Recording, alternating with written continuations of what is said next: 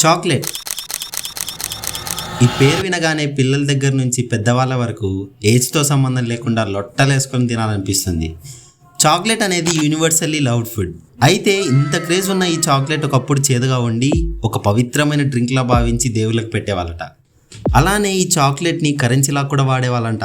అయితే ఒక చేదుగా ఉండే ఈ చాక్లెట్ ఎన్నో రిచువల్స్, వారియర్స్, అలానే రాయల్ కోర్ట్స్ను దాటి ఇప్పుడు గ్లోబల్ ఇండస్ట్రీలో కొన్ని $1 బిలియన్ వాల్యూను కలిగి ఉండేలా ఎలా మార్పు చెందిందో, అసలు చాక్లెట్ ఎలా పుట్టిందో, ఆ సూపర్ టేస్ట్ ఎలా వచ్చిందో, అలానే చాక్లెట్కి ఉన్న హిస్టరీలోని డార్క్ ఆస్పెక్ట్స్ గురించి వీడియోలో తెలుసుకుందాం పదండి.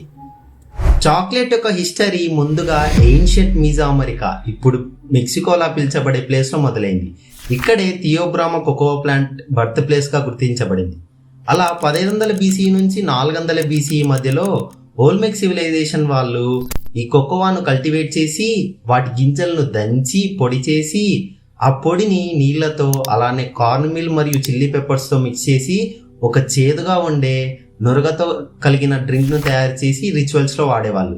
అలా 600 BCE నుంచి 1500 AD పీరియడ్లో మాయన్లు అలానే ఆస్టెక్స్ వాళ్ళు ఓల్మెక్లను అనుసరించి ఆ డ్రింక్ని ఒక సాంప్రదాయంలా కొనసాగించారు.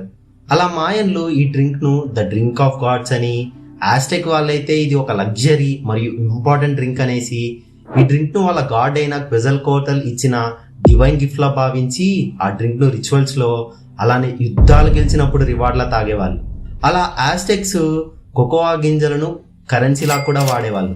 1502లో క్రిస్టఫర్ కొలంబస్ 4th voyageలో కోకోవాను చూశారు. కానీ 1519లో హెర్నన్ కోర్టస్ అనే స్పానిష్ కొలనైజర్ మొక్టెజుమా II కోర్ట్కి వచ్చినప్పుడు అక్కడి ఆస్టెక్ ఎంపరర్ అక్కడికి వచ్చిన స్పెయిన్ వాళ్ళకు ఈ కోకోవా డ్రింక్స్ను ఆఫర్ చేశాడు. హెర్నన్ కోర్టస్ ఆ రుచి నచ్చి కోకోవా షిప్మెంట్ వాళ్ళ హోమ్ల్యాండ్ అయిన స్పెయిన్కు తీసుకువెళ్లారు. అలా ఇయర్ 1585లో first official shipment of cocoa to Spain అని రికార్డ్ అయ్యింది. మొదట స్పెయిన్ వాళ్ళు కూడా బిట్టర్ కోకోవా డ్రింక్ లానే తాగేవాళ్ళు. కొందరైతే కడుపు నొప్పి కోసం వాటిని మెడిసిన్ లా కూడా వాడేవాళ్ళు. కానీ స్పానిష్ వాళ్ళు అనుకోకుండా ఆ కోకోవా చేదుగా ఉండే కోకోవా డ్రింక్కు స్వీట్ను, వెనిలాను, షుగర్ను యాడ్ చేయటం వల్ల ఆ బిట్టర్ డ్రింక్ కాస్త స్వీట్నింగ్ అయ్యింది. అలా స్పానిష్ కోర్ట్స్లో ఈ స్వీట్ అండ్ డ్రింక్ పాపులర్ అయిపోయింది. అలా 1604లో చాక్లెట్ అనే పదం మొదట ఇంగ్లీష్లో రికార్డ్ చేయబడింది. అప్పటి నుంచి చాక్లెట్ పాపులారిటీ స్పెయిన్ నుండి ఏకంగా యూరోపియన్ రాయల్ కోర్ట్స్ అంతటా మారుమోగింది. అలా చాక్లెట్స్ను కింగ్స్ మ్యారేజెస్లో గిఫ్ట్స్ లాగాను ఒక లగ్జరీ డ్రింక్లా యూజ్ చేసేవాళ్ళు. అలా చాక్లెట్ పాపులారిటీ ఫ్రెంచ్ కోర్ట్స్లోనే కాకుండా ఈసారి ఏకంగా బ్రిటన్ దాకా స్పెషలైజ్డ్ చాక్లెట్ హౌసెస్లా వెళ్ళింది.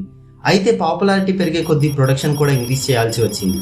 కానీ ఈ డ్రింక్ను లార్జ్ స్కేల్లో తయారు చేయడానికి చాలా కష్టం, అలానే చాలా టైం తీసుకుంటుంది. అలా కోకోవాను గ్రో చేయడానికి కెరేబియన్ నుంచి, ఆఫ్రికా కోస్ట్ నుంచి చైల్డ్ మరియు స్లేవ్ లేబర్స్ని ఇంపోర్ట్ చేసేవాళ్ళు. తర్వాత కోకోవా కల్టివేషన్ మొత్తం వరల్డ్స్ లార్జెస్ట్ కోకోవా ప్రొడ్యూసర్స్ అయిన ఐవోరీ కోస్ట్ అలానే గానాకి షిఫ్ట్ చేయడం జరుగుతుంది. చిల్డ్రన్ను స్లేవరీ కోసం ట్రాఫికింగ్ చేసేవాళ్ళు. అలా 2018-19 సీజన్లో NORC వాళ్ళు చేసిన స్టడీ ప్రకారం ఐవోరీ కోస్ట్ మరియు గానా కంట్రీస్లో 1.56 మిలియన్ చిల్డ్రన్ కోకోవా ప్రొడక్షన్లో చైల్డ్ లేబర్గా ఎంగేజ్ అయ్యి ఉండడమే కాకుండా అందులో దాదాపు 1.48 million children heavy loads carry చేస్తూ షార్ప్ టూల్స్తో అగ్రికల్చర్ కెమికల్స్తో ఎంగేజ్ అయినట్లు తెలిపారు. దీనివల్ల అణిచివేత మరియు ఆర్థిక దోపిడీ వ్యవస్థలా మారింది. అంతేకాకుండా మాస్ ప్రొడక్షన్ కోసం ఆ ఏరియాస్లో ల్యాండ్స్ కోసం డిఫారెస్టేషన్ చేసేవాళ్ళు. అందుకే ఇది చాక్లెట్ హిస్టరీలో ఒక పెద్ద డార్కెస్ట్ ఆస్పెక్ట్లా ఉండేది. సో కాసేపు డార్క్నెస్ను పక్కన పెడితే 1753లో కార్ల్ లైనస్ అనే స్వెడిష్ బయాలజిస్ట్ థియోబ్రోమా అనే జీనస్ నేమ్ను కోకోవాకి ఇచ్చారు. థియోబ్రోమా అంటే ఫుడ్ ఆఫ్ ది గాడ్స్ అని అర్థం. ఒక ఇన్వెన్షన్ వల్ల చాక్లెట్ యొక్క ప్రపంచమే మారిపోయింది. కోర్నెట్ జోనస్ వాన్ హ్యూటన్ అనే ఒక వ్యక్తి కోకోవా ప్రెస్ని ఇంట్రడ్యూస్ చేసి ఆ మెషిన్ కోకోవా సాలిడ్స్ నుంచి కోకోవా బటర్ను సపరేట్ చేసేలాగా మంచి ఫైన్ కోకోవా పౌడర్ను ఇచ్చేది. సో ఆ ఫైన్ పౌడర్ను కోకోవా బటర్తో మళ్ళీ కలిపి దాన్ని సాలిడ్ చాక్లెట్లా మార్చడం జరిగింది. సో అప్పటి నుంచి సాలిడ్ చాక్లెట్ అనేది వెలుగులోకి వచ్చింది. అలానే ఇతను కోకోవా చేదుతత్వాన్ని తగ్గించడానికి, దాని కలర్ను డార్కెన్ చేయడానికి ఆల్కలైన్ సాల్ట్స్ యూజ్ చేసేవాడు. ఈ ప్రాసెస్నే డచ్ ప్రాసెసింగ్ అంటారు. అలానే నెక్స్ట్ 1847 ఇయర్లో జోసెఫ్ ఫ్రై అనే బ్రిటిష్ చాక్లెట్ ఇయర్ కోకోవా బటర్ను, కోకోవా పౌడర్ను షుగర్తో కలిపి ఫస్ట్ చాక్లెట్ బార్ను తయారు చేశారు. దీనివల్ల అప్పటి నుంచే చాక్లెట్ కన్జంప్షన్ డ్రింక్స్ నుంచి సాలిడ్ బార్స్ కు మారింది. 1875లో స్విస్ చాక్లెటీర్ అయిన డానియల్ పీటర్ మిల్క్ పౌడర్ ని చాక్లెట్ మిక్చర్ ని యాడ్ చేశాడు. దానివల్ల ఫేమస్ మిల్క్ చాక్లెట్ ఇన్వెంట్ అయింది.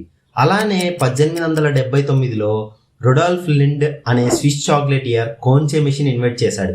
ఈ ప్రాసెస్ లో కొన్ని రోజుల పాటు చాక్లెట్ ని 70 నుంచి 82 డిగ్రీల టెంపరేచర్ లో హీట్ చేసి అజిటేట్ చేస్తారు.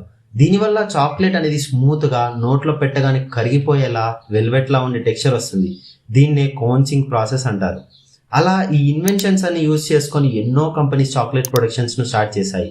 ఒక్కో కంపెనీ ఒక్కో చాక్లెట్ తో ఫేమస్ అయ్యింది. ఎలాగంటే డానియల్ పీటర్ తో కలిసి హెన్రీ నిజెల్ మిల్క్ చాక్లెట్ ను డెవలప్ చేశారు. తర్వాత 1930లో నెజెల్ బ్రాండింగ్ తో వైట్ చాక్లెట్స్ ను ఇంట్రడ్యూస్ చేశారు.